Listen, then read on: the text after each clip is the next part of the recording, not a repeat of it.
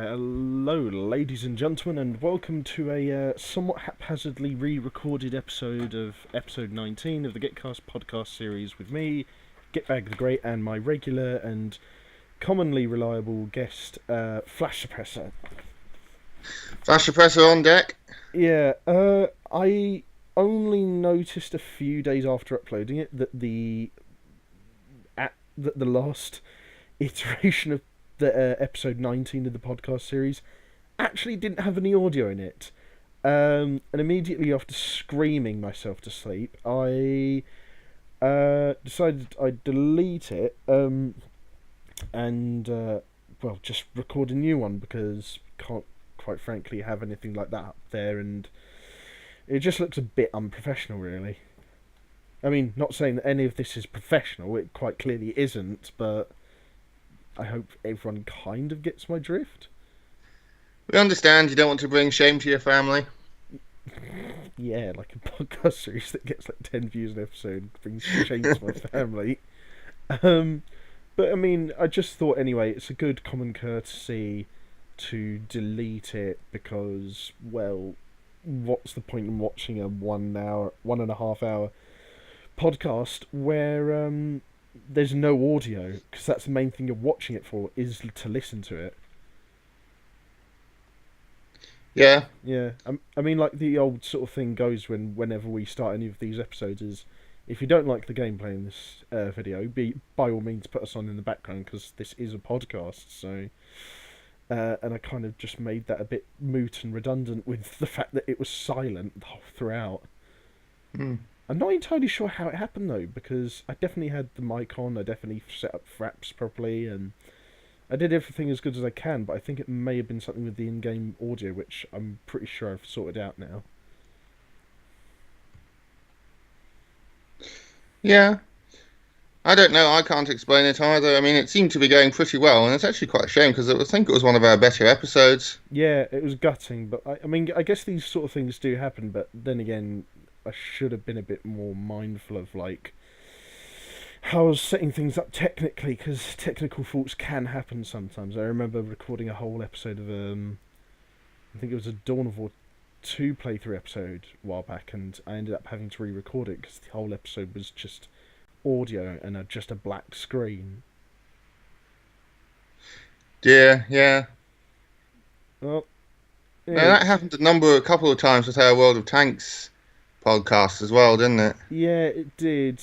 I mean, the thing is with the podcasts, I feel it's probably a bit more pertinent to keep an eye on the audio, because really that's the kind of main thing we record them for, is that they are podcasts that people just whack on in the background to listen to while, you know, playing something like steampunk, or a steampunk game like Frostbite, or a visual novel like Doki Doki Literature Club, or just doing some garden work or something like that. Yeah. So, you know, just something along those lines. But yeah, I mean, I can see what you mean though. It is, if I can, I want to try and get the audio and visuals as best as, or as best as I possibly can, considering the technology and stuff I've got to use. And if it fucks up on either end, then I do feel a little bit guilty and bad. Oh, no need to go overboard. Nah, I mean, it's not like it's something that really eats me up inside, but I do feel a little bit bad if it does go considerably wrong, though. Yeah, that's understandable. I mean, the reason I haven't been putting up any more of the book reviews, even though I've got another couple on file, is because I didn't record them properly, and... Oh, didn't you? Yeah, no, the audio was just way too quiet. I don't know what went wrong with it. I was using my father's proper recording gear as well to record them, but oh well. That's gutting. Yeah. Hopefully you'll be able to, like, replicate that issue soon, right? Yeah, no, I should be able to record some more at some point soon. Damn. Well, I mean, that's a shame, because you were suggesting you were going to review some books that I was quite like the sound of anyway, so hopefully the issue can be resolved soon, so I don't, you know, have to wait for any more of those juicy book reviews. Cheers. Yeah, mind you, but God, that was dry humour at its best. Yeah. This was basically about as funny as a BBC Radio 4 play.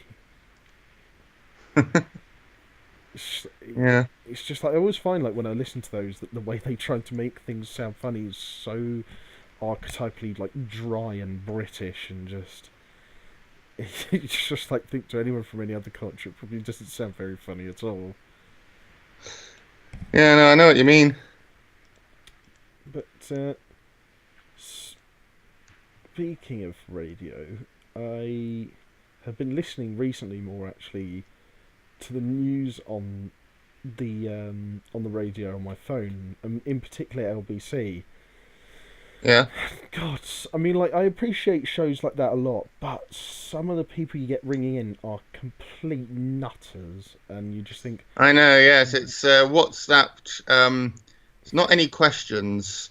It's on BBC Radio 2, isn't it? any answers?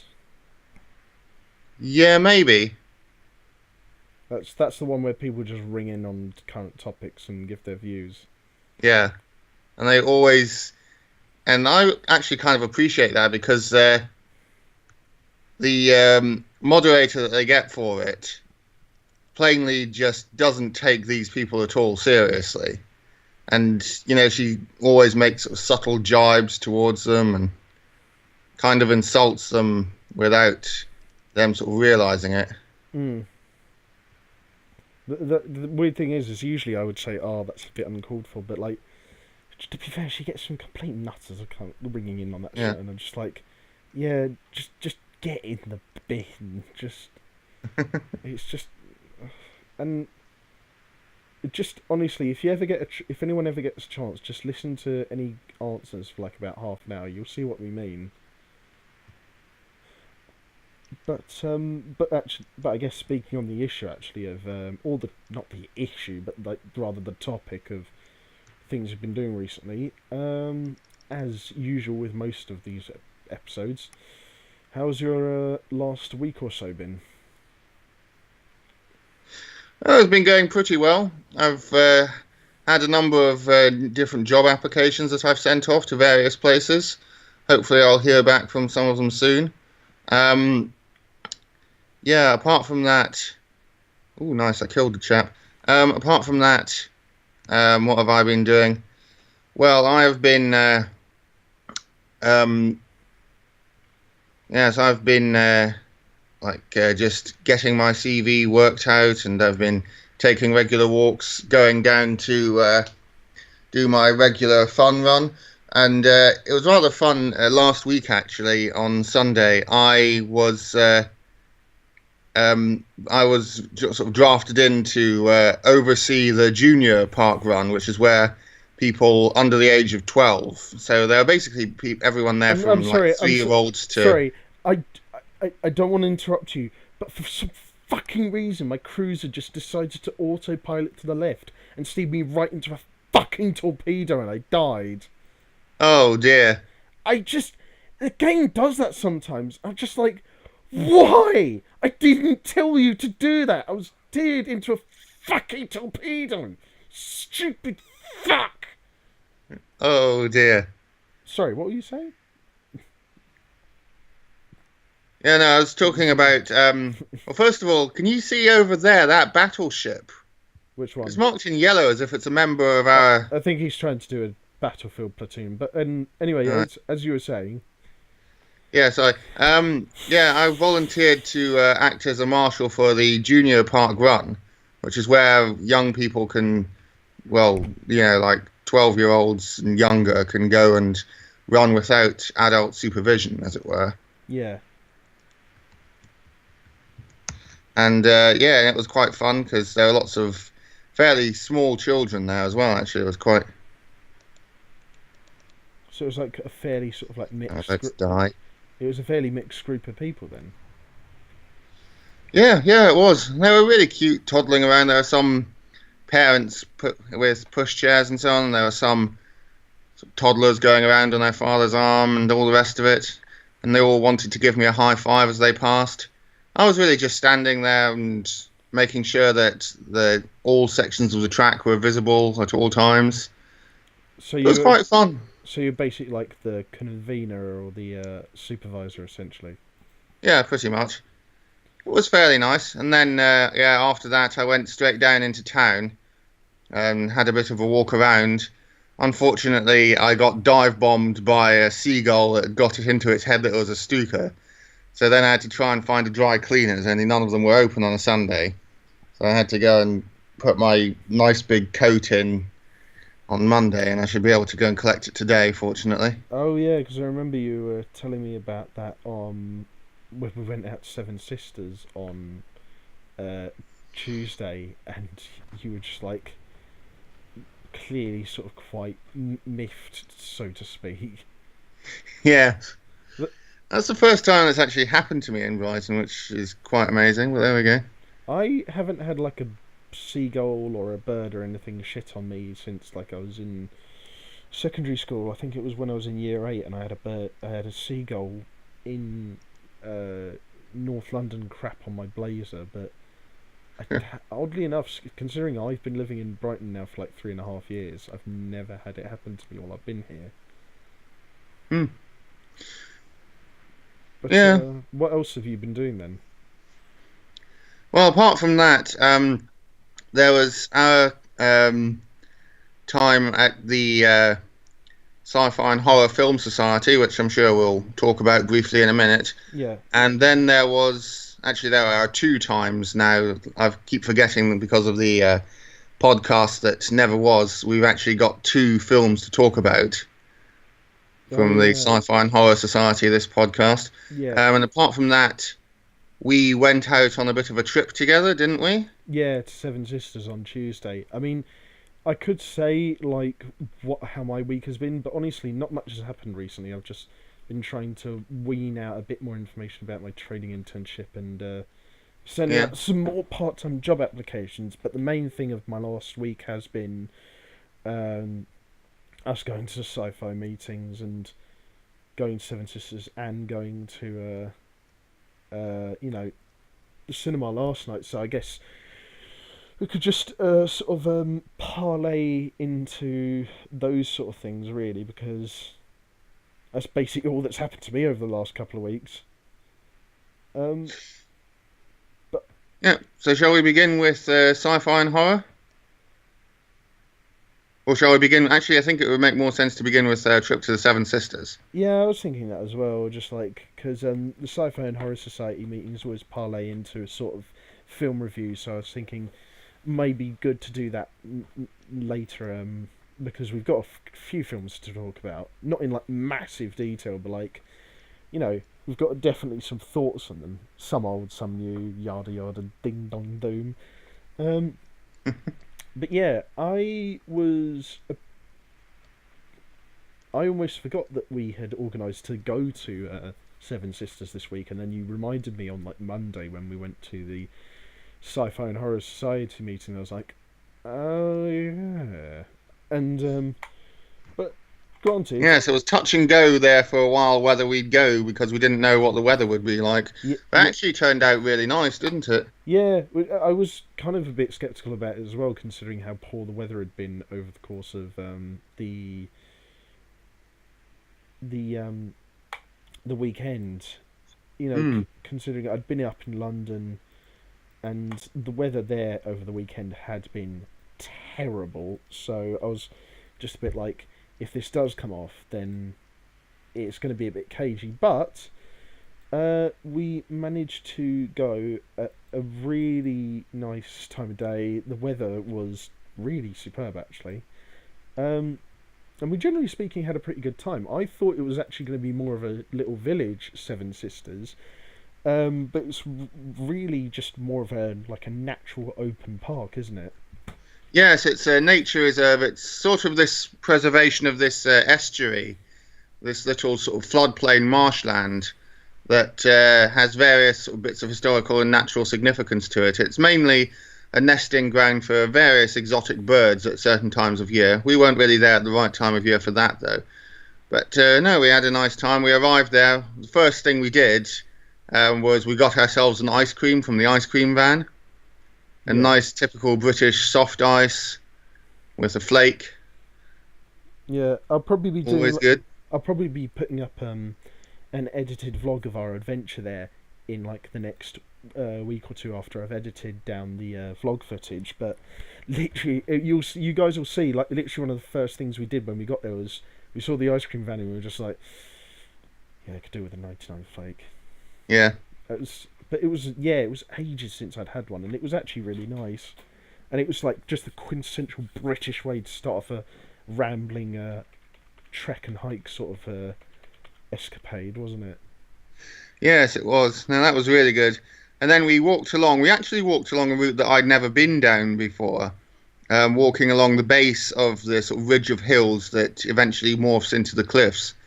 And we discovered some new concrete pillboxes that had been set up there in 1940 that I hadn't seen before. But there's a whole range of them going down this little valley. And they were set up there because it was seen as a prime site for an invasion I think by the Germans in 1940. what struck me a bit though was the fact that some of them were really poorly maintained and looked after. But I guess with considering how cheap they probably were to maintain and set up, the onus on like keeping them maintained and preserved as a piece of history probably wasn't as significant as say Churchill's old air control bunker.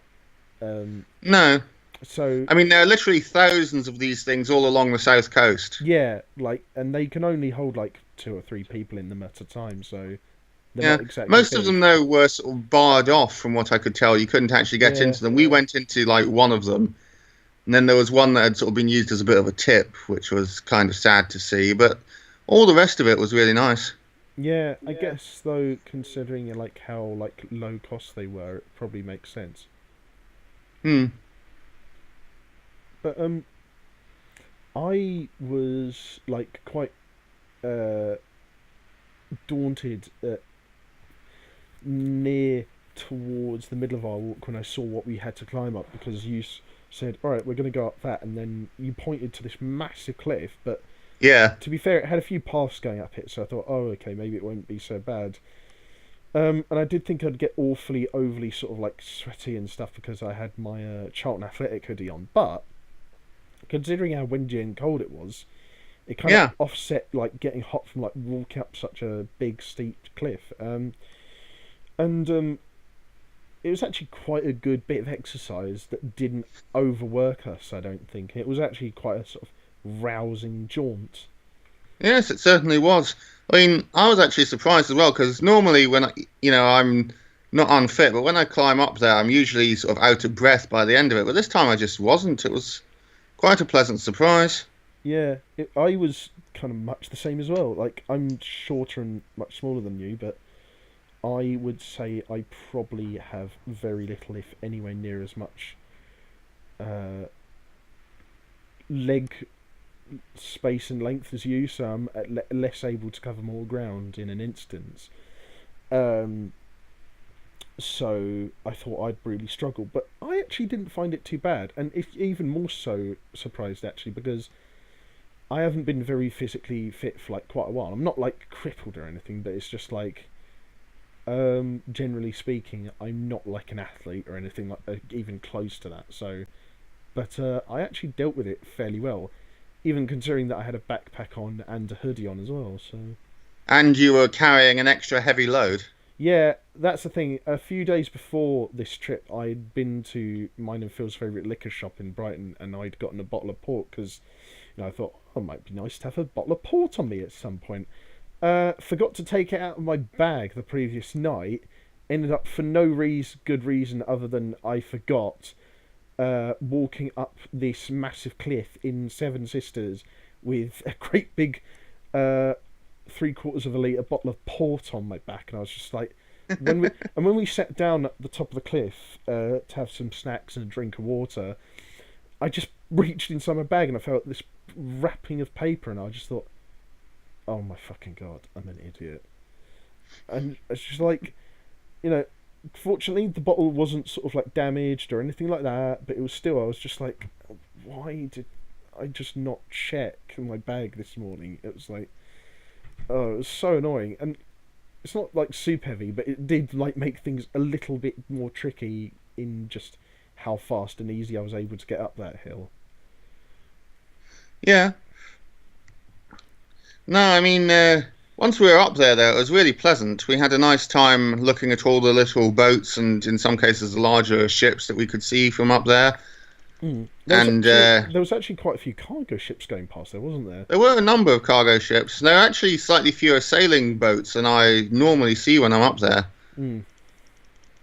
And what I quite liked as well is that even as far away as it was, we could get a good view of that big wind farm. I can't remember what the name of it is, but we got a good view of that while we were sitting up there as well. Yes, the wind farm that was newly constructed off the coast at Brighton. Yeah, you can also see Beachy Head, which is up by Eastbourne. Yeah. You can see all the way inland up to Devil's Dyke. It's really quite impressive. Yeah, It's Devil's Dyke's big radio masts. Yeah, I was actually quite sort of not taken aback, but very much surprised, but by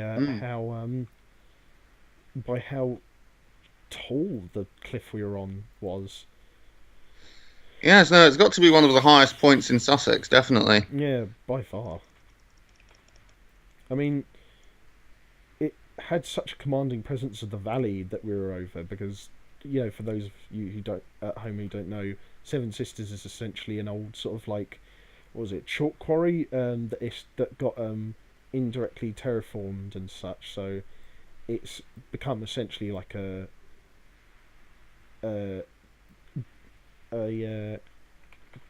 dragged Yeah, out sort of like valley that leads to these two big cliffs at the mouth that then lead out into the sea. Yeah, it's been carved out by this tributary of the River Ouse, and it's the same one that flows through New Haven and so on, and through Lewes. Yeah. And yeah, it's just quite a pleasant place, and it's famous for being sort of one of the only it's actually it's the only entirely unmanaged coastal marshland in the UK. Really? Yeah. All others are sort of preserved and so on and managed by park authorities, but this one really isn't. I actually didn't know. Well, actually, that kind of does make sense now because, again, when I put up my vlog, people will see that there wasn't really that many barriers. So No. it was very. The only barriers there were for the farmers' fields, and it is farmland, much of it. Mm. But yeah, it's not sort of being terraformed as we speak, kind of thing. No, it's very open, which I found. Of course, had the lure of danger that you could probably fall down, but at the same time, it was. Yeah, and people do. It has been known to happen. Yeah, but it was, still very relaxing because you just felt like it was a bit more open. It was a bit more natural. It was just easier to just enjoy the scenery. Although, I can tell you definitely what the bit of our little escapade there was that I enjoyed the most. Oh, what was that then? It was probably when we went to the pub in the nearby town and got just like a bunch of drinks and some food there.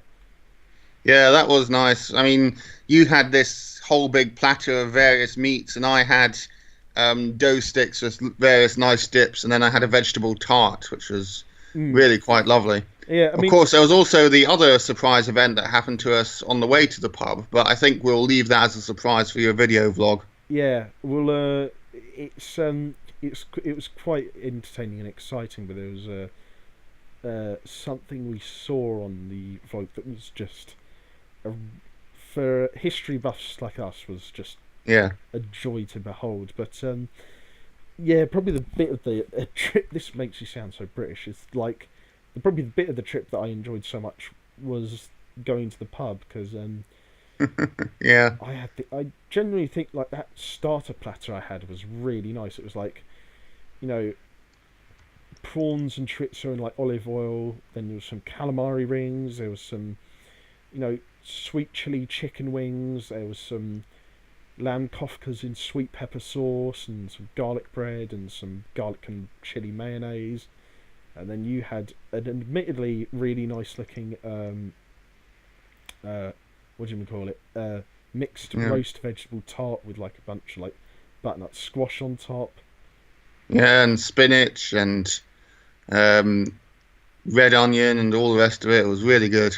Yeah, I mean, I'll admit, even for someone who's an avid meat and fish eater like myself, it actually looked really nice. Yeah, no, it tasted really nice, and the pastry was really good as well. And then we finished it off with a bit of Monkey Shoulders whiskey, didn't we? Yeah, which I'd actually never tried before. I'd heard loads of people No, saying neither had I. I'd heard loads of people saying it was decent, and I'd never actually tried it. But I'm actually really glad I did because it was really good.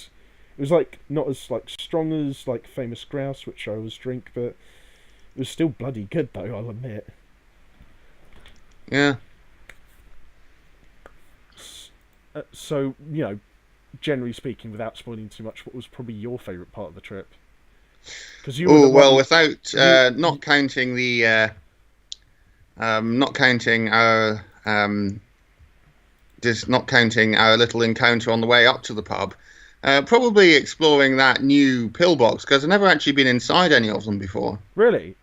No, Because I mean, because most of the ones along the route that I normally go are the ones that we saw where you can't get in. yeah, because that's the thing. You've been on this walk a few times before, haven't you? Yeah. Mm. Yeah, I've been on my own and with my mother and sister. I can't believe that you've never been on that in any of those before. Because like, there was. I think we ended up seeing like 6 or 7 of those like little 3-person ones alone. Yeah.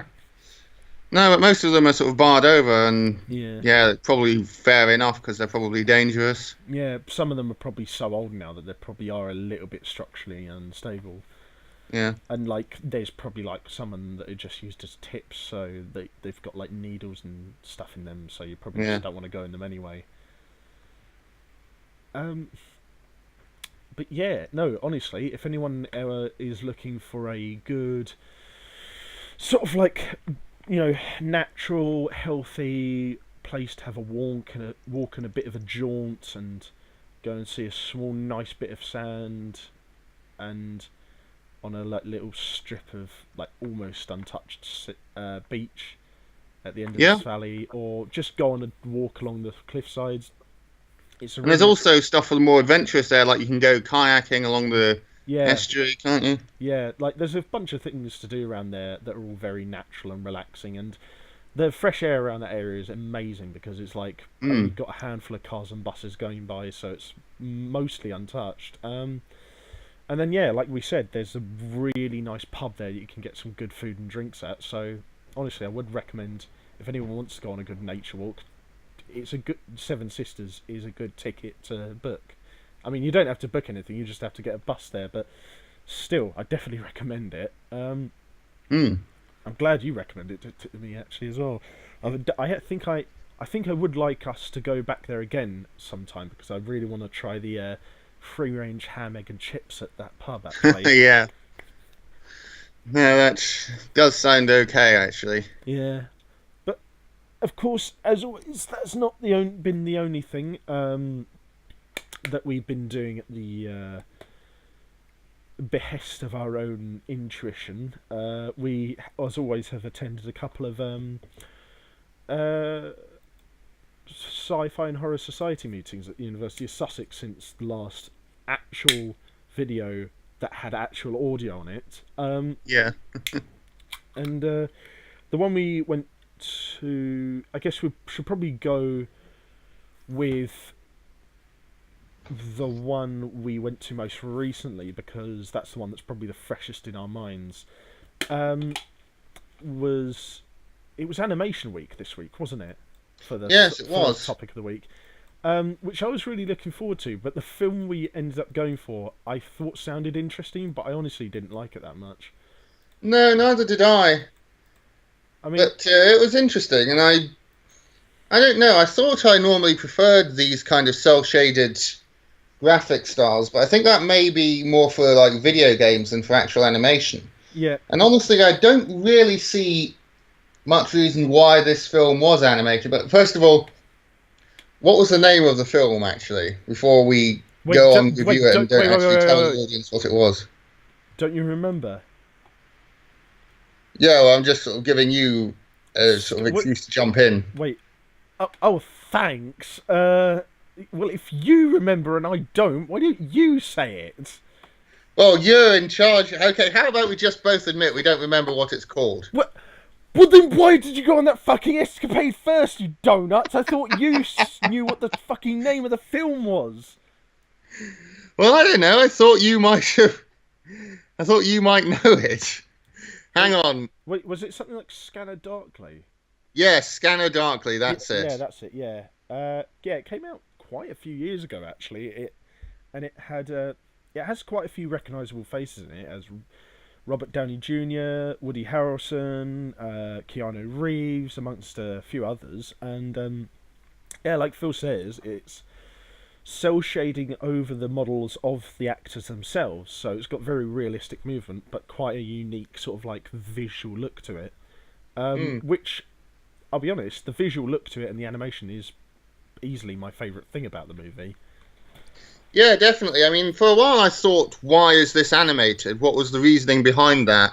But it actually fits fairly well in the theme of sort of slow deterioration of the mind because of drug abuse. Yeah, because like the kind of sense of or not sense, but the setting of the film is that it's the future at some point in the future. Just it kind of leaves it a bit vague for interpretation purposes. Yeah.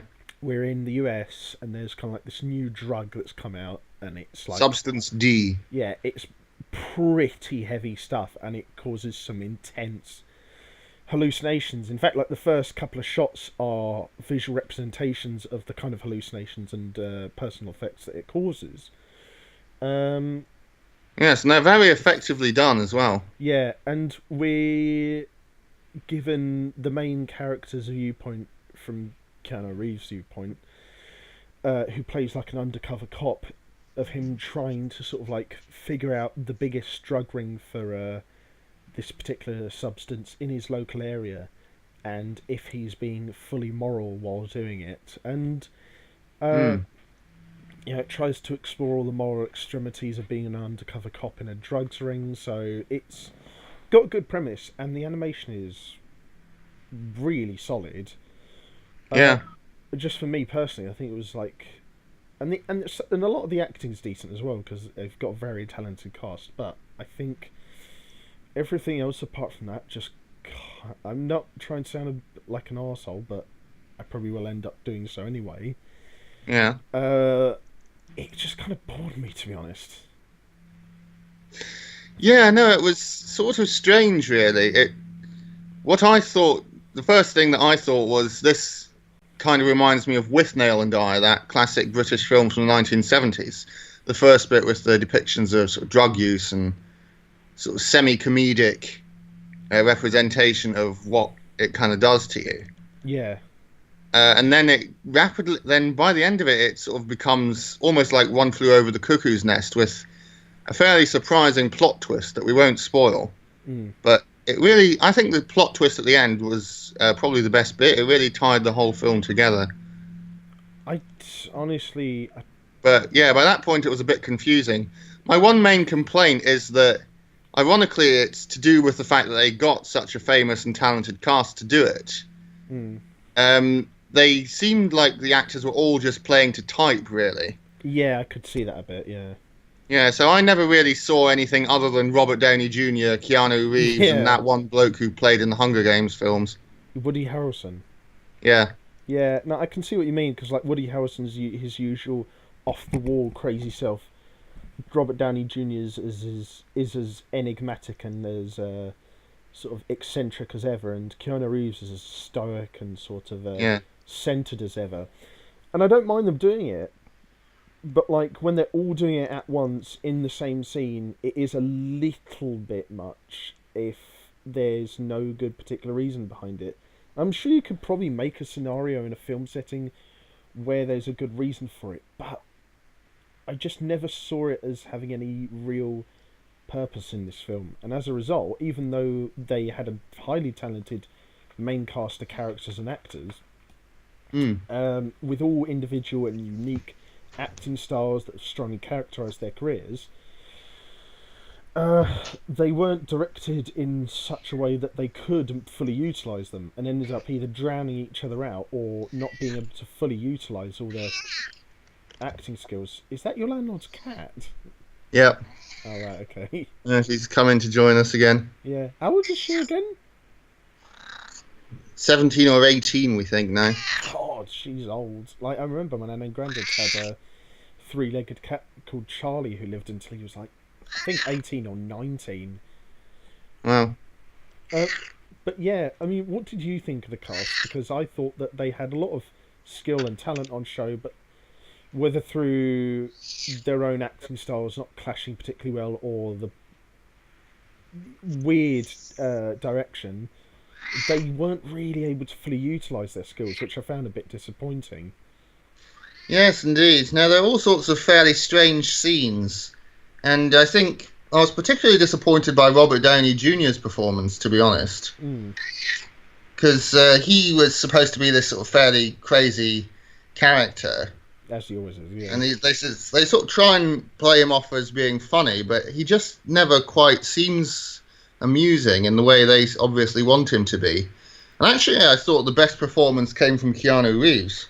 Yeah, I did as well, and he's probably the one who displays like the least emotion. But Yeah, he actually, but with him, it kind of makes sense because he has to be this kind of stoic undercover cop who has to reveal as little as possible about himself. mm. Yes, now all that made perfect sense, and I think the animation style is definitely it's a fairly classic sort of idea using a strange sort of animation style to convey a theme, Mm. but still it worked very well, I thought. Yeah, I mean the thing is, I appreciate what it tried to do, and I admire it on principle that it tried to do something creative and, but not like try and force the uh, narrative to fit around it. But unfortunately, it couldn't account for that not happening 100%, and as a result, the narrative and story wasn't exactly watertight. And I would say that personally, that was probably the worst bit for me was the story because it had good actors, good score, good sound design, good animation, but after a while, the story just completely sort of not lost me in terms of how. Well, actually, it did lose me in a bit of how complicated it was, but more so Yeah, just no, there's a couple of bits right at the end relating to the major plot twist that we won't spoil, but it makes it a little bit hard to follow. yeah, I sort of was able to puzzle it out in the end, but yeah, it was difficult. yeah. But just generally speaking, the worst thing for me is that it just gets boring after a while, and I, like I don't know, like when you get bored of something, you start to like lose track of like what specific points bore you about it, and I guess just generally speaking, too much happening at once without little much direction and cohesiveness is probably the main contributor for that. But there's also the fact that the the actors who have particular skills aren't really given enough time to flex those skills as much as they usually would in other films, and I think the film does really suffer for that. Yeah, I think so. I think at the end of the day, I'd say that this is a film that has lots and lots of good elements to it, and individually, each of these elements are competently done, but they just don't come together at all well. No, which is kind of sad because it's like it is one of those films that had a lot of potential, but whether it's through just mismanagement or poor directing, it just didn't make full use of them, or at least as much use of them as it could have done to make a really decent film. Which is probably why, aside from the top quality cast and great animation, I don't think I've heard much about it since it came out. No, no, neither have I. It certainly hasn't, as far as I'm aware, got sort of cult classic status that it might have got if things had just been slightly different. No, and the thing is, I kind of wish it had just based on the animation because it is really good and Yeah, it's got a very unique style that I wish more could be done with. But I don't know, it's some things aren't meant to be, and I have certainly seen other animated films or projects before that have primarily focused on their cast and animation and then forgotten that oh shit, we need a story. yeah. Now, I was surprised. I think actually it might have been better if they hadn't had quite such a famous cast. Maybe have Mm, Keanu Reeves as the main character, yeah, but get rid of Robert Downey Jr. and instead get somebody else and maybe write the lines a bit better because they're obviously just written to be sort of Robert Downey Jr. at that particular point in his career kind of lines. And as a result, you never really saw anything other than Robert Downey Jr. yeah, because at that point he was more of a crazy man, whereas like after he started doing films like more serious dramas, Iron Man in the late 2000s, he Yeah. became more of a grounded but still eccentric sort of a wisecracker, so it was a bit more, I find, a bit more easier to relate with his characters after that point. Not saying that he didn't do any good films before that, but it's just, I don't know. Yeah, it was a bit of a missed target, Scanner Darkly, and I wish it had been a lot better. One film though that was kind of like the complete opposite was the film that we saw the previous week at the Society, wasn't it? Which, when I first saw it, when it first came out in cinemas, I fully expected to not enjoy it, but actually came out really enjoying it and thinking it was probably the best film in its spin-off series so far, which is the third film in the reboot series of Star Trek films, namely Star Trek Beyond. And I don't know what. Wait, actually, no, I do know what your thoughts are about it, but we fucking lost them because the last episode of this Yeah. podcast didn't have any audio in it. Yeah. But we, I think we enjoyed it for different reasons generally, but like some similar, admittedly. But we both still generally enjoyed it, didn't we? I think. Yes, definitely. I mean, it's a solid film, regardless of all the sort of baggage that it brings in as being part of a reboot to a popular franchise. Hmm. Um, and yeah, it's well written. The action scenes are well filmed. The comedy is well timed. All the actors are on point. They're all doing precisely what they need to do. Yeah, and I have to say, overall, it's probably my second favourite Star Trek film after The Undiscovered Country. Yeah, I'm going to go out on a bit of a postmodernist limb here and say it's probably my favourite Star Trek film, really.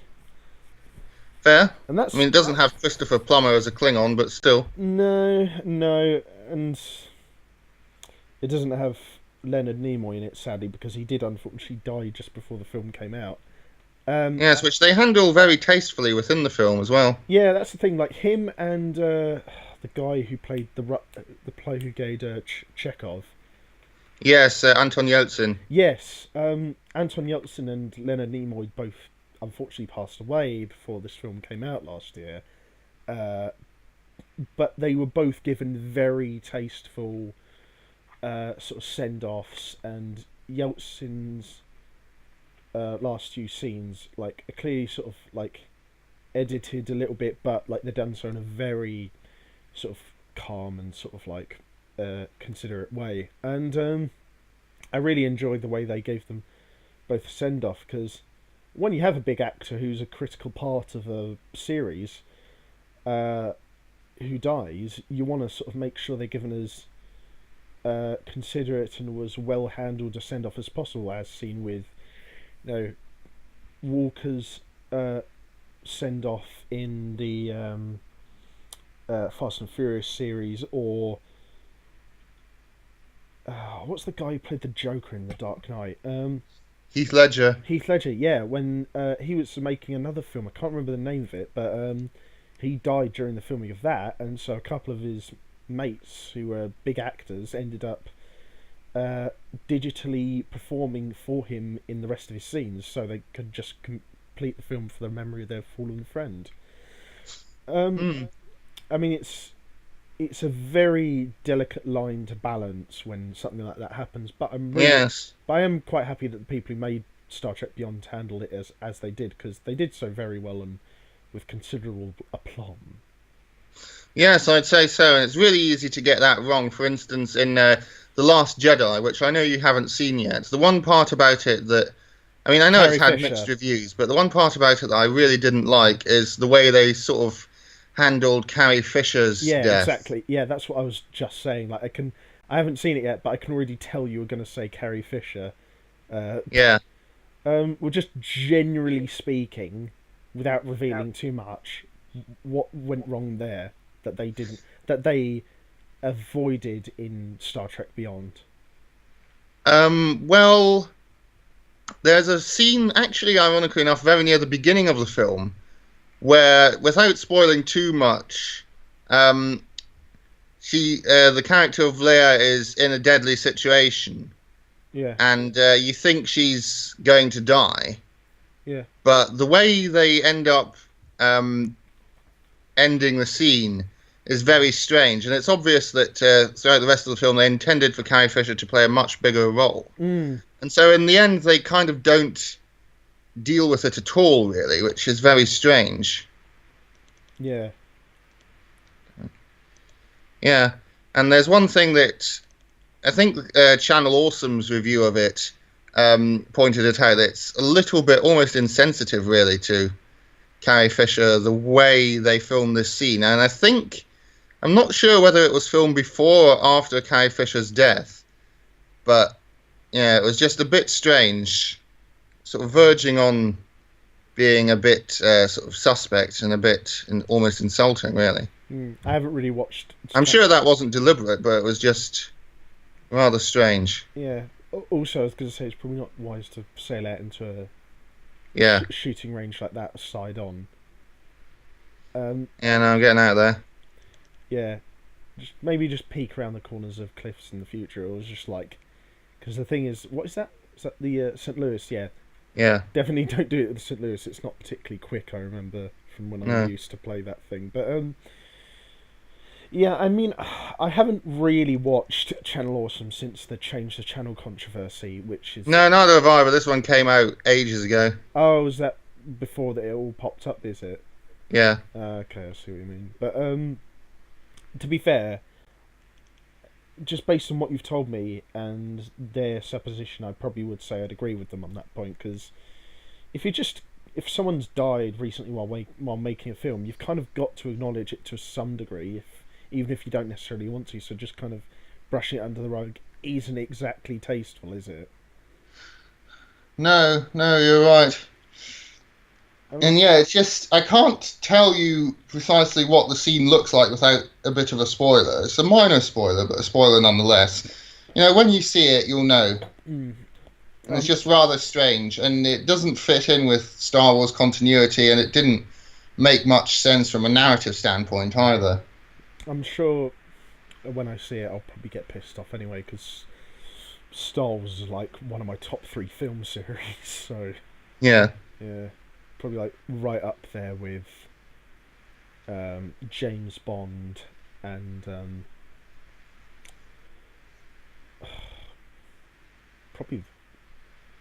probably the RoboCop series. Even though pretty much everything after the first RoboCop film in 1987 was terrible. Yeah. But going back to Star Trek Beyond, I think someone at the Society meeting said this, and I thought this was a very pertinent point. That one of its main strengths, and this is probably the main reason why I like it so much, is that it tries to do away with being full of like winks and nods to the previous iterations of the series and the franchise, and instead focuses on being its own film. And quite interestingly, in comparison to a lot of other Star Trek films, kind of acts as just like a feature-length episode of the old TV show, because you find the heroes on a sort of semi-abandoned planet finding some new threats that they have to, through their hijinks and wit, defeat to save the day. And it's kind of a weirdly, but quite welcomely encapsulated singular story in this just feature-length sort of setting. Yes, it is. That's definitely one of its biggest strengths. And I think also we have Simon Pegg, the actor who plays Scotty and who also wrote this particular film, to thank for that. Yeah. Because he basically set out to write this kind of feature-length Star Trek episode. And unlike, say, Star Trek The Motion Picture or Star Trek 5, it does so by increasing the sort of action scenes and the tension and ratcheting things up a bit and leaving more time for character development rather than literally just taking a script for an episode and drawing it out by adding like 20 minutes of looking at the Enterprise before you board it. I think that's probably still one of the most weird cinematic decisions ever. Yeah, well, it was Star Wars' fault, really, because Star Wars came out just a few years before, and then they thought they had to get the Star Trek film off the ground as quickly as possible. Yeah. So they basically took an abandoned script and rewrote it. Yeah, but the thing is, it's like you can still do it, just not make like almost a full third, if not more so, of the film. Just look at the Enterprise. It's just like, oh, we've just had a 5-minute shot of the Enterprise's arse. Yeah. Here's a 5-minute shot of its torpedo ports. Like, goddamn, just get to the action, Jesus! It's I hate that movie so much. I'd say that's probably the worst Star Trek movie for me personally. I don't know. I think I agree with once again the nostalgia critic, and I can't quite remember his name. He's another YouTuber who focuses on science fiction. Linkara? Sci-fi guy. It's sci-fi guy, I think. Oh, the sci-fi guy. Oh, yeah, him. Yeah, I remember. Yeah, they both say that Star Trek Insurrection, one of the Next Generation films, is probably their worst Star Trek film. And having now seen it, I kind of have to agree. I've only ever seen snippets of it. Is it really bad? Yeah, it's mostly bad in terms of the themes that it tackles and the writing, to be honest, because basically everybody acts out of character. Yeah. I mean, personally, I think that's even worse than Star Trek Nemesis, which is widely considered to be the worst Star Trek film ever. And it's the film that basically sank the franchise completely until Reboot Trek came out. Is that the 10th movie? Yeah, I think it's either 9 or 10. It's another one of the Next Generation crew. I think it was the last Next Generation film, and it was the one after Insurrection. Wait, what was the film you were just talking about? Yeah, Insurrection. Yeah, it was the last one after Insurrection, which was number 9, which I think Critic and Sci-Fi Guy said was their worst one. But yeah, the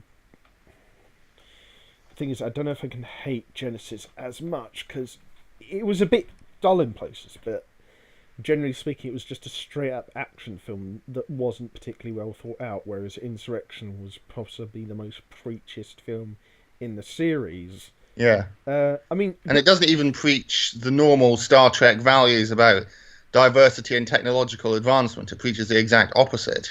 I mean, the thing is, I can kind of imagine people saying that probably Genesis is the worst because of the impact it had on the series, but they still released like 2 or 3 TV series after that before the reboot film came out in 2009. Yeah. And on a purely qualitative level, from what I've seen, I don't see it as being as bad as Insurrection, personally. Yeah, no, I'd agree with that. But once again, we did this in the last podcast as well. We keep getting sidetracked with other Trek themes. But returning to Star Trek Beyond, I think one of the greatest strengths of it is what every Star Trek film or episode has to get right, namely the villain and the central conflict and the themes that are explored in it. Yeah. And in this case, the villain, played very well by Idris Elba, yeah, is a former... actually, no, that's probably a spoiler. Best not spoil that. But yes, he's got a philosophical conflict with the Federation and the Federation's beliefs about sort of diversity and living peacefully. Yeah. He sees it as it's actually quite subtly done with some very subtle writing tricks. For instance, Scotty, Simon Pegg's character, and remember Simon Pegg wrote this, talks about sticks being stronger in a bundle. Yeah. And the bundle of sticks is literally the Fasces, which is where we get the word fascism from. Yeah. And so it's subtly insinuating that the Federation isn't as free as they would have us believe, and it isn't. And even though it's peaceful and everybody lives a decent life, the question is, are they free in the same way that the villain played by Idris Elba would see as desirable? I mean, you got to think as well. Like throughout all the previous series, like in, uh, you know, in Deep Space Nine, Next Generation, the original series, there's always been resistance to the expansion of the Federation because there's a lot of societies out there that don't want to be assimilated, so to speak, and it kind of makes you think like, why are the Federation doing this if people don't want to join them? If you know, like say for example, the Klingons earlier on aren't exactly compatible with the Federation, um, not least in part because they have a warlike culture that is the antithesis of the sort of communal utopia that the Federation kind of represents. And so you got to think like, yeah, they're probably going to be representing some sort of peaceful resolution, but at what cost to like people's autonomy and individuality and freedom? And that's something that, well, not in that sense, is generally something that Beyond does go into, like Phil said, very subtly and quite welcomely so, actually. Yes, because Simon Pegg, in various interviews before and after the film came out, said that he had gone into the project minded specifically to create a film where the central conflict was relatable and where you could sort of see the villain's point of view. Yeah. And you really do by the end of it. I mean, it's really annoying because we really can't go into it much without completely spoiling it. But Yeah, honestly, just watch the film. You'll see what we mean. yes, definitely.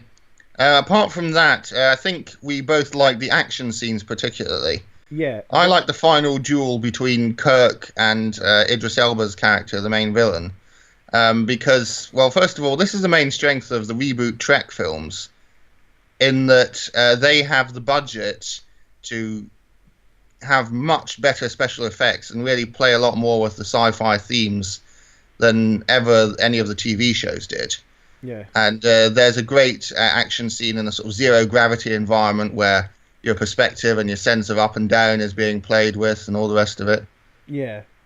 Yeah, so that was really good. That was probably my favourite part of it, to be honest.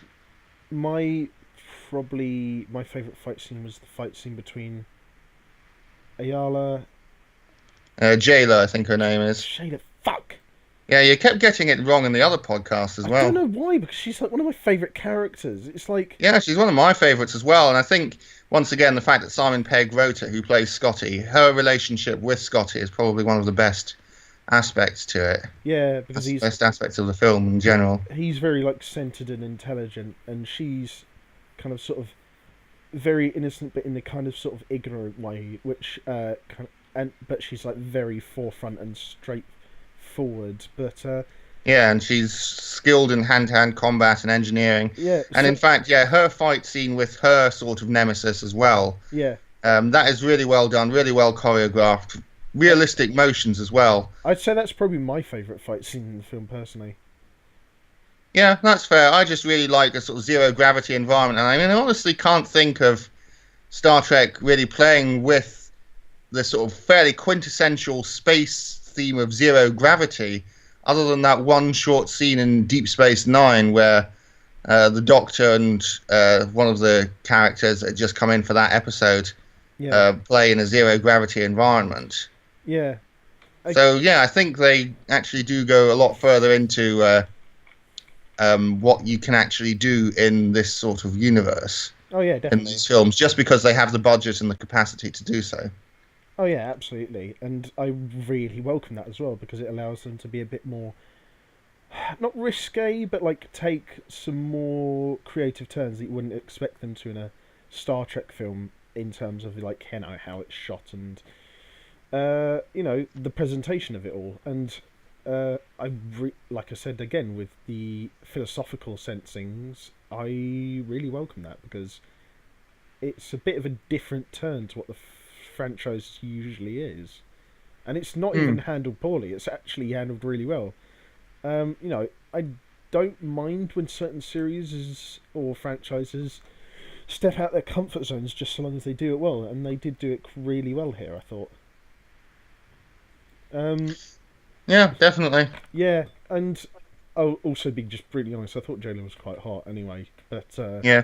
that's just me being a red-blooded straight male. So, but yeah, she was really hot, and then everyone who got any screen time acted comparably well off of one another, and yeah, it was just a really well presented film. And even if you ignore any of the philosophical musings, it's still just a really good action film. Yeah, definitely. I'd agree with all of that. Yeah, I mean, I also feel like we should also briefly mention, because we talked about this a lot in the episodes of this podcast that never The Lost was. episode, yeah. Yeah, uh, what our favourite Star Trek series or captain is. And for me, after much rethinking and reconsideration of what my tastes are, I probably would have to say Cisco and Deep Space Nine. Yeah. Whereas much as I like Deep Space Nine, now that I'm watching it all the way through, I think that my favourite series and favourite captain would probably have to be Voyager and Captain Janeway. Mm, yeah, she's a solid second choice for me, actually. Yeah, that's fair. I just think that. Sorry, I just had to let the cat out. Yeah, that's what I thought it was. Yeah. Yeah, I think that Voyager is just so good in terms of the relationships between its different characters. And the ship as well is beautiful. I think all the characters are really well developed. They all have a character arc that they go through. Janeway becomes more confident as a leader. The the former Borg drone, Seven of Nine, discovers a humanity. The Doctor becomes accepted as a member of the crew. The sort of roguish flyboy becomes a responsible family man. You know, it's all... Everything is tied up so neatly by the end of it in a way that the Next Generation certainly can't claim. And the Next Generation is probably my least favourite series of them all, despite, you know, Patrick Stewart's acting. It just really doesn't grab me. Wait, what's the name of that series that just came out? Star Trek Discovery on Netflix. Yeah, that's probably my least favourite. Yeah, I haven't really seen enough of it to be able to say one way or the other. It's badly written. It's not particularly well casted. It's very inconsiderate to the lore and standing the franchise, and the way it was presented was particularly poor. Although I would say a strong second favourite for my least favourite series is, what was the one that came out in 2000 and ran for like 5 years? Hang on. Yeah, Star Trek Enterprise, isn't it? Yeah, the one that came out just after Voyager. Yes, the sort of prequel series. Yeah, that's probably a close second least favourite for me, because even though it wasn't objectively as irritating in a lot of places as Discovery or Next Generation, I was just so bored whenever I watched it. Yeah, that was one of my big issues as well. And actually, one of the biggest issues I had with it was they were just so uncreative with the designs of the aliens that they encounter. I mean, literally every single one was just normal-looking people with like one forehead ridge or something. Yeah. Yeah, I mean, you know, that's normal for most Star Trek series. They don't have the budget for it. That's fine. Yeah. But I mean, Voyager had so many creative aliens, as did Deep Space Nine. And yeah, but honestly, I'm not going to watch the rest of Enterprise, partly because it's boring, Yeah. but also because apparently the ending, and I'm just going to give a bit of a spoiler here. It's not actually a plot-related spoiler, but the final couple of episodes, after we've actually got to know the crew, and I'm told that the last couple of series are actually pretty good, the final episode isn't actually the crew that we've got to know. It's a couple from the Next Generation crew go back in a holo simulator to find out what happened in the time period that these two sort of episodes are covering, what happened to the Enterprise, the original Enterprise in the end. Yeah. So it's just an insult to the cast and all the fans of the show, really. I kind of never really considered it that much of a good series anyway, because it was just so boring, and I barely Yeah. remember anything about it apart from how boring it was and the fact that it had a crap ending. Yeah, they had some interesting sort of cerebral episodes, and I like the sort of fact that it was a bit more hard sci-fi than any other Star Trek properties that I can think of. Yeah. Well, Yeah, I think though, easily the greatest thing or individual to come out of any bit of Star Trek, whether it be Star Trek Beyond, Deep Space Nine, Voyager, is probably 7 of 9. yeah. What, 7 of 9 as a commander, you say? No, because she's really hot. Oh yeah, yeah, yeah. She definitely is. They just sound like complete misogynists.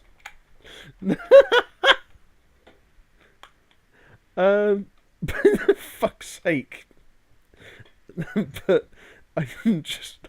Oh dear, that makes me sound really awful.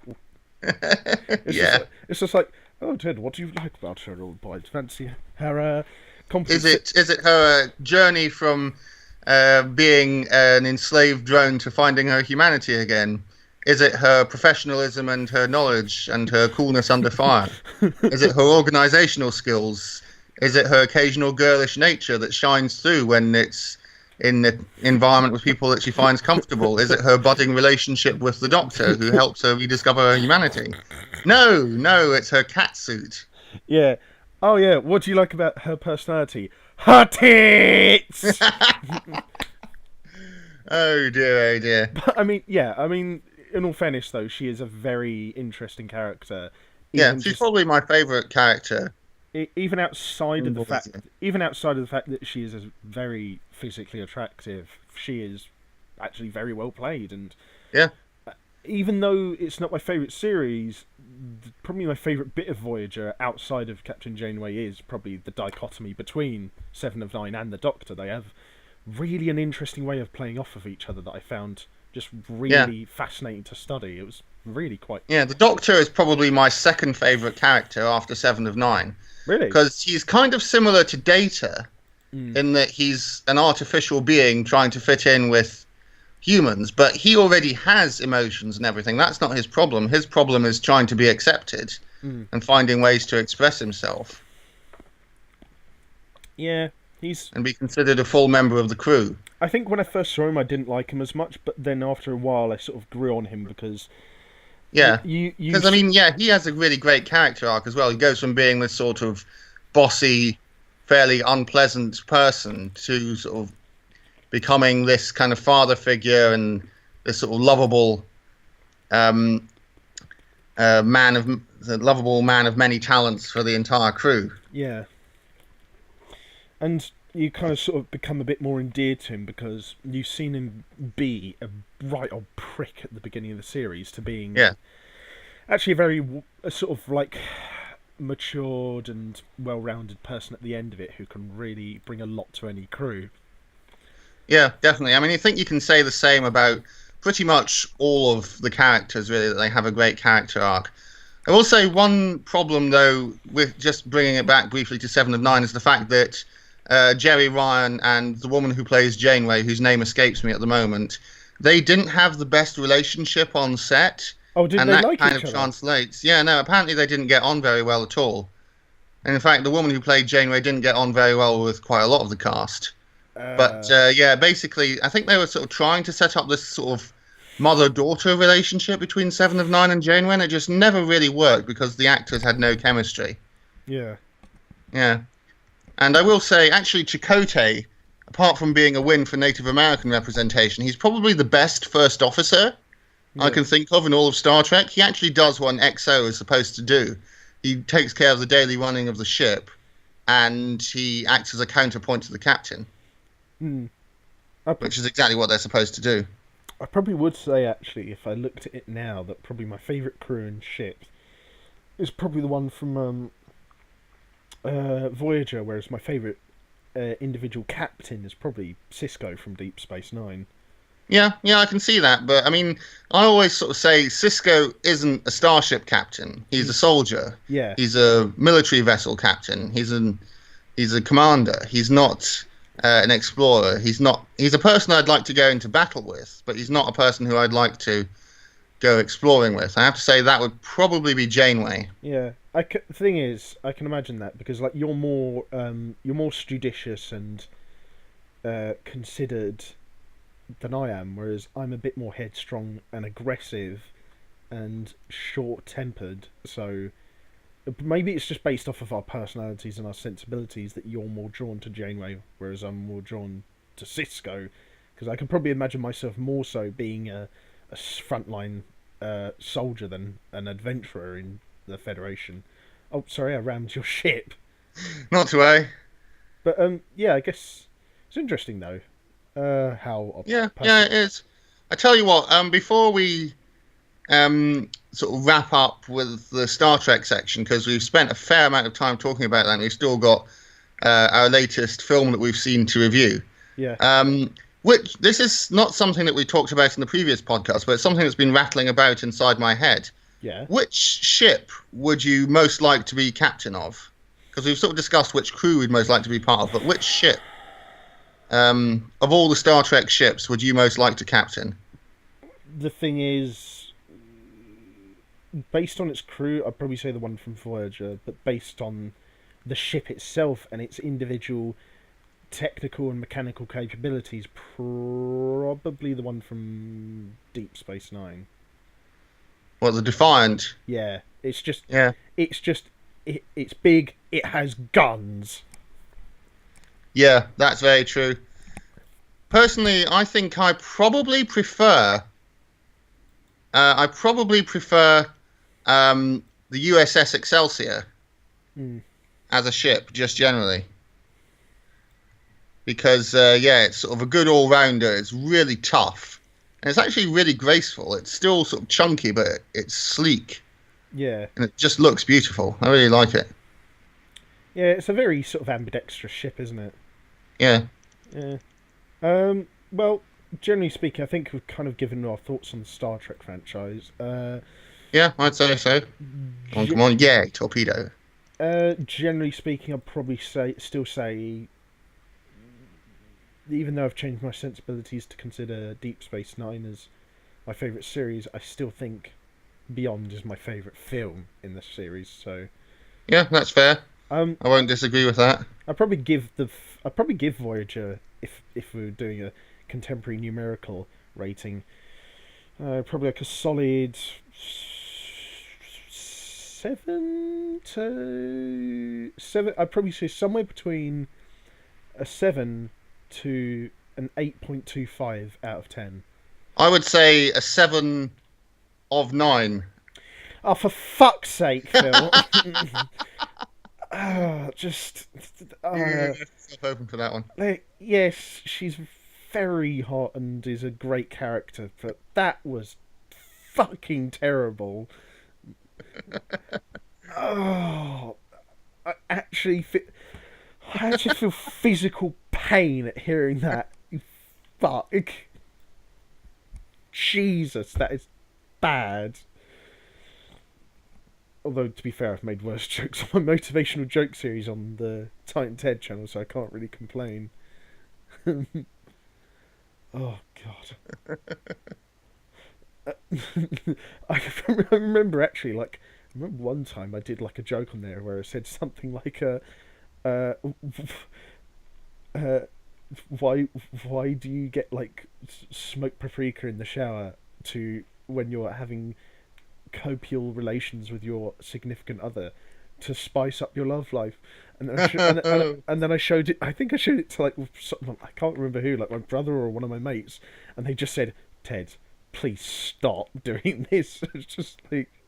It's just because it was so bad. It's great how some awful jokes can get you notoriety sometimes, isn't it? Oh my god! Wait, did I unplug my mouse? No, I didn't. Why is it not letting me come out of aiming mode? What? Try pressing shift. I am. It's just still continued to be zoomed in. Shit. Oh, Can't explain that. shit! I'm cycling straight into the view of a fucking battleship. Oh, that's it. Oh, that's it. Because the fucking game was minimised. God damn it. All right. Well, before we get too drawn on shitty jokes or keep rambling about Star Trek, we'll just talk briefly about the film we saw at the Brighton Cineworld Cinema this past Yep. Wednesday. And before we do that, I'd just like to say I went down to the marina, which is where the Cineworld is. Oh, right. And I went there by getting the Volks Electric Railway Oh, yeah. from the pier down to the marina, which goes along the seafront. And it's an old Victorian attraction that they've kept going. And it was actually a really pleasant way to go. Probably wasn't as quick as getting the bus, but it was really nice. How much did it cost you? About £3 for a one-way ticket. That's... Oh, wow. So it's probably about like £5 or £6 to get a return ticket then, isn't it? Yeah, probably. That's actually really good value for money. Like, because we said we'd probably go to the bowling alley to have a few rounds of bowling in a few weeks. Is it alright if we go there by that method? Because yeah, sure. I mean, I think the train only starts running from 4 p.m. Well, and I think it only goes to about 7 or something. Well, we could go there by train and then we'd get the bus back. Yeah, which is what I did last time as well. Yeah, all right, that's fair enough. But it's just such a classic ye oldie novelty. I just really want to try it before I finish it. Yes, it's fairly rattle along these tiny tracks, just going down by the seafront at about the pace of a fairly slow jogger, and it's really fun. Yeah. Phil and Ted's rambunctious adventures on the little miniature train line while drinking some elderflower cordial and eating short crust biscuits. Yeah, the Tooting Railway, basically. Yeah. No, I've wanted to try it, and I've been living here for like 3.5 years, and I never have. So, when we go to the bowling alley, I definitely want to at least get a one-way ticket to the Mariner. I think I was actually saying to you, like, if someone lived in the Mariner, it's not the most quietest area, although it's not like super loud or anything. But it's really great because, like, if you live there in like one of the blocks of flats at the Brighton Mariner, you've got so much stuff like right outside your door. Like, you've got like 3 or 4 pizza restaurants, a pub restaurant, a Burger King, McDonald's, a cinema, like 2 big shopping arcades, 2 big parking lots, like 2 supermarkets, a bowling alley. It's great. Oh, and like 3 playing grounds and a mini crazy golf course. Yeah, I know. There's no shortage of amusements there. Yeah. And it's got a really nice. The actual marina of it is really nice as well. And you like go to sleep hearing the clinking of all the tackle and rigging on the ships. Yeah, and then just wake up in the morning and just take a stroll down the road in your pajamas to get breakfast from Mackie D's and everything. So. Yeah. But yeah, we went there this past Wednesday to see the newly released and hotly anticipated Avengers Infinity War. Part 1. Part 1, yeah. Which, and first of all, it is very much a part 1. Yeah, you can definitely tell that by the way they end the film. It's got not quite a third act. It's more so just split in half by... Here's the follow-up from Thor Ragnarok. Now, here's the rest of the film. Alright, that's enough. See you until next time. So, it's got a bit of a weird structure to the rest of the MCU films. But it's kind of to be expected, because they did say they were going to make this a 2-parter. Yeah. And I will say, though, it probably suffers... Actually, we'll start with what we liked about it. What did we really like? I liked that it had Drax the Destroyer in it. Yeah, that's fair. I liked that the action scenes were among some of the best in the MCU films to date, easily rivaling those in the first Avengers film or any of the Guardians of the Galaxy films. And the CGI was pretty good. Yeah, and while I don't necessarily want all of my films to have a dark tone, I would say like one of the main weaknesses of most of the MCU films has been their over reliance on humor. Yeah, Whereas, well, not necessarily over reliance, just the fact that they undercut their own tension. well, And I yeah, suppose there is a bit of that in this film. Like every little side character who's in there has to have a quip during the big battle and so on. But you know, it's definitely not as egregious as in some of the other MCU films, though. no, not like in say Civil War, which is where I think it came to a head, where it actually kind of interfered a bit with the tension in the action scenes. Or in the second Guardians of the Galaxy film, where you've literally got like mentions of like you've got like mentions of child killing and like genocide and stuff like that, Yeah, and then all of a sudden it's undercut by like Rocket Raccoon making some joke about blowing shit up, and I'm just like, fucking damn it, man. But yeah, I mean, even though there is some of that here, it tries its best to not go over the board with it.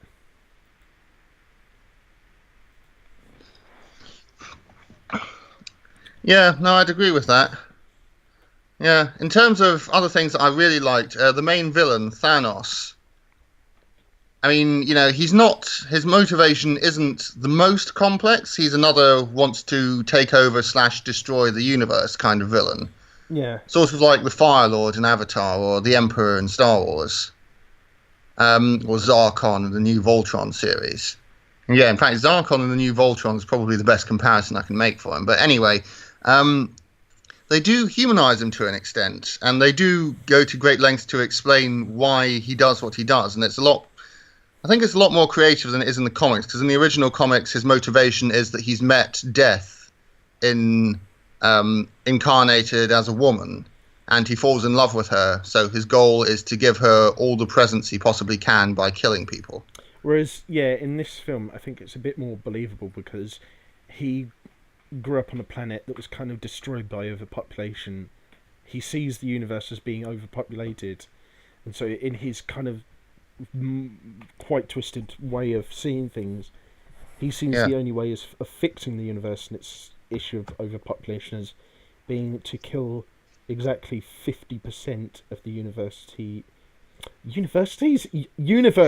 uh, is killing 50% of the universe's overall population, which yeah, you can kind of see where he's coming from with a sense of overpopulation, and he's right about it being a very serious issue. But of course, his methodology for achieving that is genocide on the scale of multiple trillions of people. yeah, yeah. And no, it's yes. I mean, I think most of the Marvel films, or some of the later Marvel films at least, have done quite well at having a sort of theme with the villain. I mean, in this case, just because of the scale of what he's doing, he's not as relatable or as interesting as the villain in Black Panther, who probably has to be the best in terms of philosophical exploration of a particular theme. Um, but yeah, there's also, because they humanize him, there's actually quite a heart-rending scene where we see that he does feel emotions and he is a person. We can't tell you can't say what it is because of spoilers, but there's actually quite a lot of fairly emotional scenes in it. For instance, apart from Thanos and the character who we won't mention for the moment, there's also fairly emotional scenes between Quill and Gamora, and between Iron Man and Spider-Man, who I know you haven't seen Spider-Man Homecoming, but in that, Iron Man is kind of set up as being a father figure to Spider-Man. Mm. And it works really well in this scene at the end of the film. And in fact, throughout the entire film, where Spider-Man and Iron Man just play off each other, and they do it so well. And it really works because Iron Man is kind of a childish character, but suddenly he's having to be mature to take care of someone who is so much younger than him, and he's suddenly got to be a father figure, even though he never really had a father figure of his own. And it really works.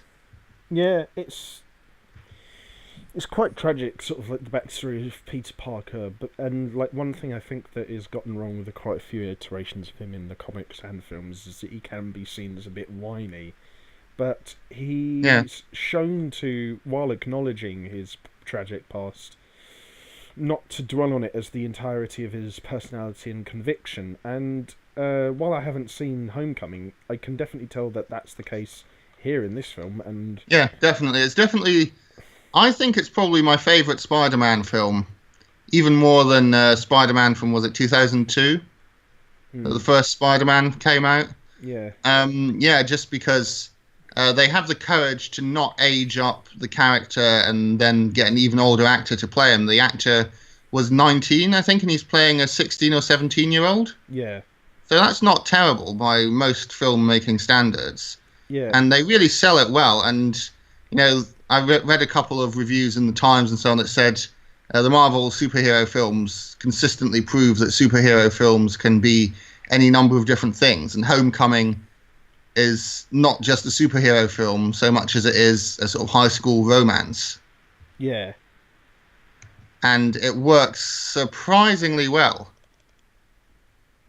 Yeah, I mean, it's an interesting sort of setup to the new Spider-Man series, because he had like a small bit in Civil War, and then he had his own film, which didn't get that much advertising. And then he gets a really significant part in Infinity War. And Yeah. even though he hasn't had as much time to be developed or much concentration put on him as, say, some of the other MCU characters, he's quickly become one of my favourite because he's one of the most relatable. Yes, indeed. Yeah, I mean, that's probably one of the problems that I've had with the MCU, is that the characters are very rarely relatable. Like, they're enjoyable, at least, but Yeah. it's like, how relatable can, like, some of them really be when they've got, like, a Norse god or, like, a ultra-rich millionaire, which, granted, if I'm successful with the trading internship this summer, I would love to be just a sort of drinking asshole who just goes to Las Vegas all the time and creates armored war suits or something, but and then gets to call myself a playboy millionaire philanthropist. But I don't know. Yeah, I'd probably say he is probably the most relatable character. Although, actually, sorry to go off topic. I probably wouldn't be a playboy millionaire philanthropist, because I'd probably just use all the money I'd get from being a millionaire to just buy a 4K TV and just use that to play all the games consoles on, and just sit on my arse, just eating all the flavors of, like, Doritos that I've never tried. And just buy all the iced coffee in the world. Oh God, I swear there was something I was going to add to that. But yeah, generally speaking, Infinity War is a really good film. Probably, I'd personally say, probably my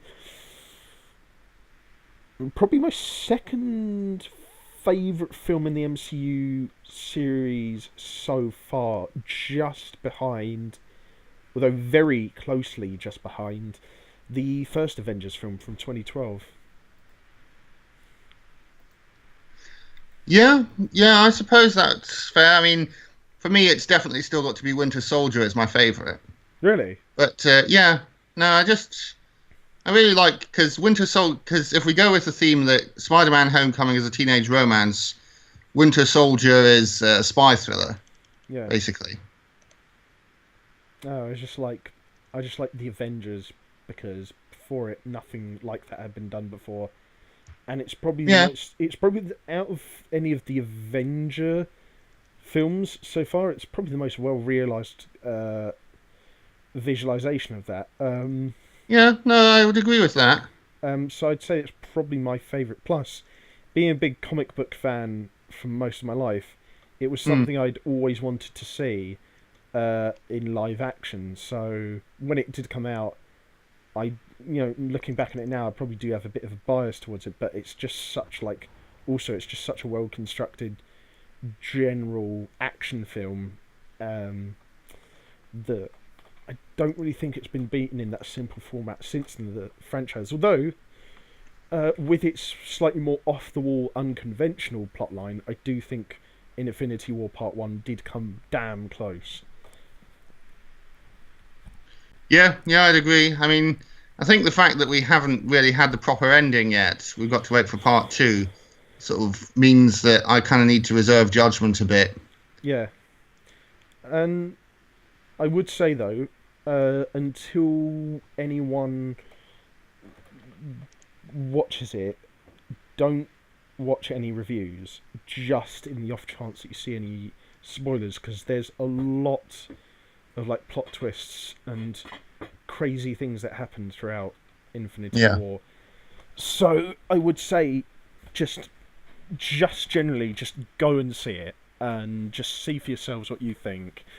Um, I can only recommend it so much myself, but I would say that it is a very spoilery film. So go and watch it for yourself, and then watch the reviews on it and see what you think. Yeah, I think so. I think that about wraps up my thoughts on it as well. Yeah, I mean it's a bit of a tricky one, isn't it? Because Hmm. it's even more so than talking about Star Trek Beyond. We can't really talk too much about this one because the more we do, the more we spoil about it, and its secrets and spoilers are among its most pertinent and considerable strengths, I would say, because uh, it reveals a lot about the series up to that point, doesn't it? Yeah, definitely. And it's sort of it includes a lot of developments in individual character arcs that I didn't see coming, but that are very interesting. Yes, I'd say so. And I think probably the best thing is that this film does actually have the time necessary to devote to each of the characters. And I think also their decision. I think what I predict that in the next half of it, they're going to kind of like have some of the other Avengers that they didn't have time for in this, like Ant-Man Yeah, and Hawkeye are probably going to play a bit of a bigger role in the next one. and Captain Marvel as well, possibly. Yeah, possibly. That was a bit of a spoiler, wasn't it? That was kind of Yeah, but they said they were gonna make an individual film for her yeah, that's true. and include her at some point Yeah, in so in the that's probably yeah, that's not a spoiler for the next part, is it? That's just yeah, they're hinting for the Captain Marvel film that I think is coming out before part two of Infinity Wars. Yeah, I'm pretty sure it is anyway, because it was Yeah, they kind of insinuated quite strongly that she was going to be in part two anyway, so they yeah, kind of had to do her own film beforehand. As yeah, always, that's though, true. as always, see, there isn't two after credit scenes this time. There's only one, and it's after the second set of credits. Yeah, So everyone stick behind after the film is finished to watch those. yeah, definitely. Uh, I think that's all I can really say about it. Have you got anything else or any other subjects you wanted to talk about? No, no, I don't think so. We've actually had a fair amount to talk about this time, haven't we? Yeah, and Shall we end it with one final battle? yeah, and what I'm quite glad about as well is that even though we kind of had to rehash a lot of the subjects from the deleted episode, we Yeah. still managed to keep this episode fairly focused, actually. Yeah, I'd say so. And we had a fair number of new things to cover. Mm. Um, so, what are you going to be planning on doing until the next podcast, or for like the next week or two? Well, today I've got to go out into town. I've got a few things I need to take care of. And then I'm going to start working on some more job applications. Mm. Hopefully, I'll hear back from some of the ones I've written to so far. I'll have a look for jobs in Southampton, actually. I'll look on Indeed.com, which is it .com or UK? I don't quite know. But anyway, it's a really good site to look for sort of normal, reasonable jobs. Yeah, I think it's .co.uk. I use it a lot as well, actually. Yeah. Um, yeah, I'm next week or two. I'm probably just going to be doing the same with like applying for a bunch of part-time jobs, trying to find some good apprenticeships, and what should we call it? Gonna go to my mate's house tonight to watch the second leg of the Europa League semi-final between Arsenal and Atletico Madrid. Nice. And try and sort out going on holiday maybe at some point, but apart from that, not much else really. And of course, doing the second round of writing on my second MA essay, which I've decided to dedicate to looking at the causation, the occurrence, and after effects of the 1876 to 78 famine in Madras in India. Nice. Yeah, it's like the thing is, I thought like one of the main problems with my previous essay that I'd done, because it didn't get as marked as much as I think it should have done, is that it was admittedly a little bit unfocused. So I thought this time, just to make sure that, even though I thought last time was a bit harshly judged in my marking, I thought, right, I'll try my best anyway to dissuade from that. I'll try to make the subject a little bit more focused and focus it on one singular broad event rather than a bunch of broad events and overstretch myself. And even though I've only written like 500 words so far, I'm pretty happy with how it's going actually. Yeah, That's good. I feel a bit calmer when I'm writing it at the moment, because it's like bit focused, and like there's actually a lot more writing on this particular event than I thought there was initially going to be when I started researching for it. Yeah, no, it's always nice when that happens. Yeah.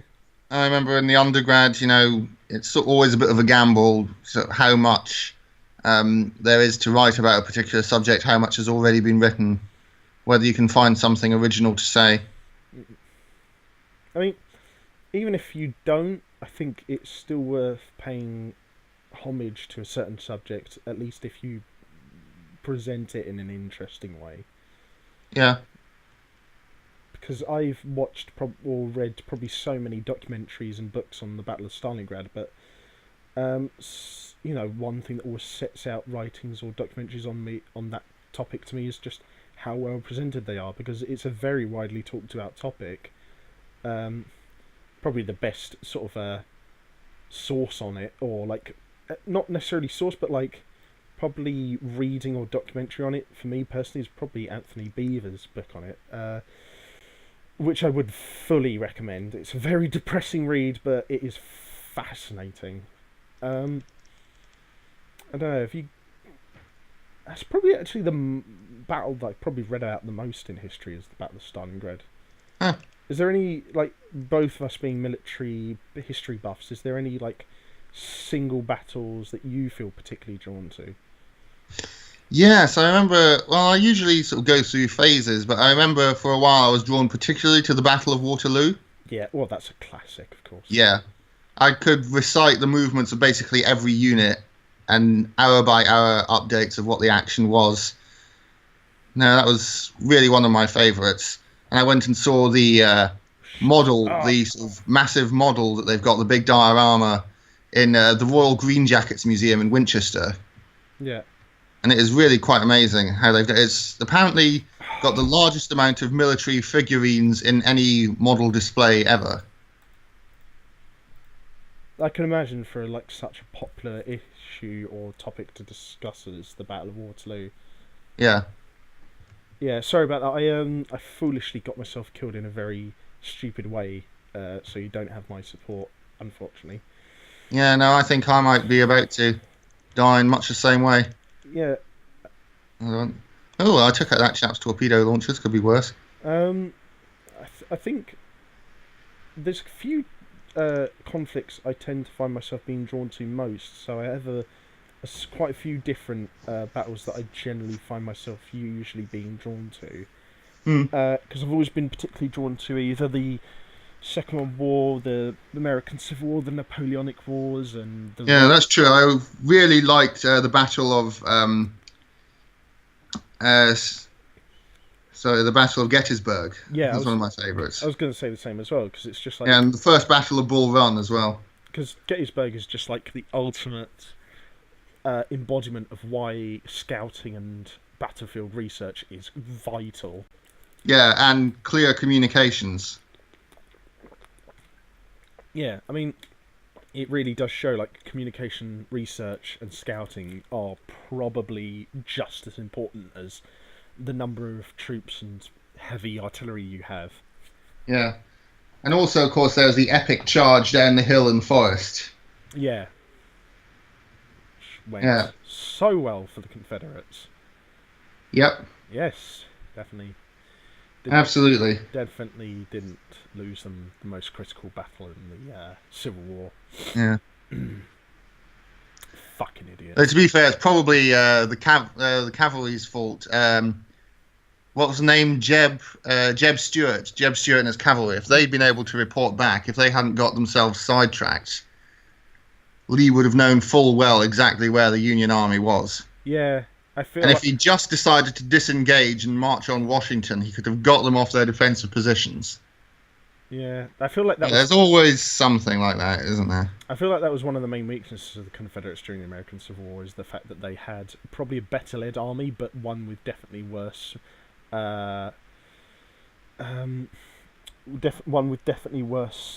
organisation and communication. Yeah, definitely. And also, in this case, of course, they weren't fighting on their home territory, which gave them a disadvantage. Yeah. Well, let that be a lesson to you kids. Don't go into a battlefield without researching it beforehand. Yeah, okay, I suppose we can go with that. Alright, well, I guess that's about as vague and weird as a lesson to end this episode of the podcast on. If you guys did enjoy this video, be sure to leave a like, comment, share and subscribe. And as with the comments, if you have any suggestions for future topics for me, Phil or anyone else to discuss on this series, be sure to leave them in the comments section below. You got anything else to add? No, I don't think so. Yeah, well, as always, be sure to check out Phil's book reviews channel in the description below. And yeah, just until next time, I've been Gitbag. It's great.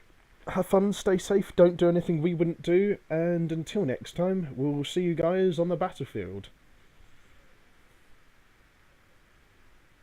Oh my fucking god, answer the fucking outro, Phil.